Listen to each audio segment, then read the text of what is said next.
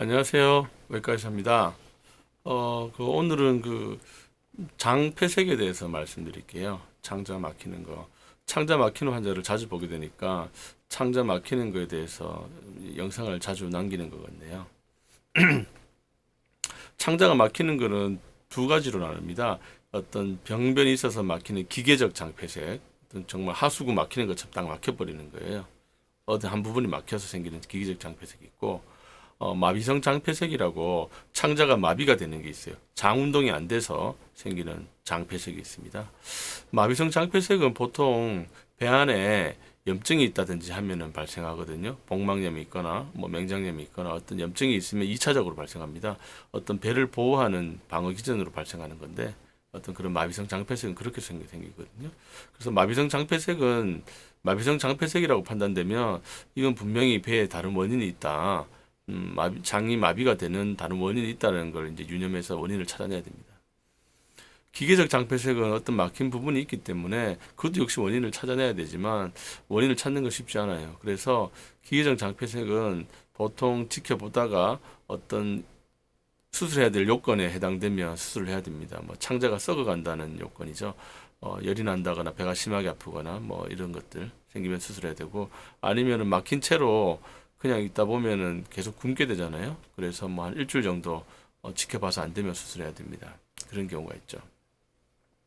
보통 기계적 장폐색은 배 안에 유착이 있거나 아니면 종양이 있거나 탈장이 있거나 하게 되면 막히는 소장이 막히게 되거든요. 작은 창자가 막히게 되는데 유착이라 하면 보통 뭐 옛날에 수술했는 사람이 유착이 많이 생기는 경우가 있어요.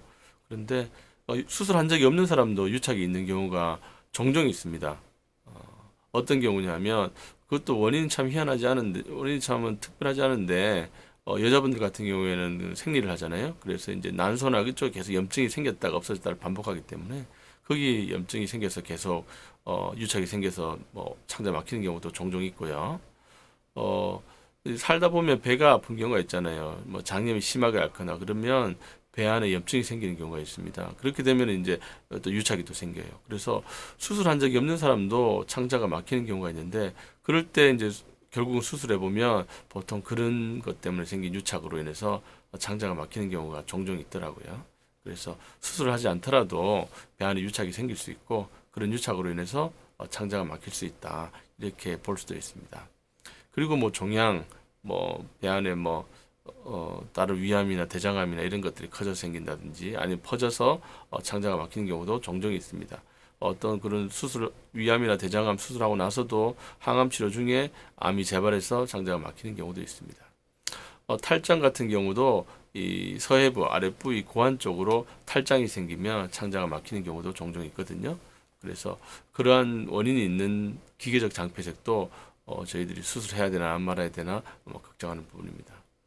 그래서 우리가 이제 장폐색은 어떻게 뭐 막히게 되면 뭐 집에서 이제 어떤 하수구 막히게 되면은 물이 솟아오르잖아요. 도로 역류되는 것처럼 창자가 막히게 되면 구토를 합니다. 구토를 하고 뭐 막혔으니까 밑으로 배변이 안 될 거 아니에요. 배변도 안 되고 방구도 안 나오고 창자 안에 자꾸 뭐 내용물이 쌓이니까 배가 불러오고 그리고 장 운동이 좀 있기 때문에 장 운동이 아팠다가 안 아팠다가 그런 양상이거든요. 그래서 구토하고 방구 안 나오고 배변 안 되면서 배가 불러오고 배가 아팠다가 안 아팠다가 계속 반복하고 그리고 이런 경우에 특징적으로 사진을 찍으면 특징적으로 무지개처럼 이렇게 보여요. 창자가 이렇게 서서 치는 경우에 그래서 그렇게 보면 이 창자가 막혔구나 이렇게 판단합니다. 그래서 이게 막히게 되면 치료는 둘 중 하나 수술하거나 수술하지 않거나입니다. 수술을 하는 경우에는 수술해야만 되는 경우는 창자가 막혀서 썩어갈 때 수술해야 됩니다. 썩어가는 거는 뭐 눈으로 볼 수 없는 거니까 열이 난다거나 맥박이 많이 뛰거나 염증 수치, 백혈구 수치가 많이 증가되거나 아니면 배 진찰을 했을 때 앞통이나 반발통이 좀 명확해지거나 하게 되면 수술해야 됩니다. 그렇지 않은 경우에는 일단은 코줄이죠. 코줄 꼽고 지켜보거든요. 지켜보는데 그것도 오래 지켜볼 수는 없고 한 5일 짧으면 5일 아니면 일주일 지켜보고 영 뚫리지 않는다, 개통이 되지 않는다 하면은 수술해야 됩니다.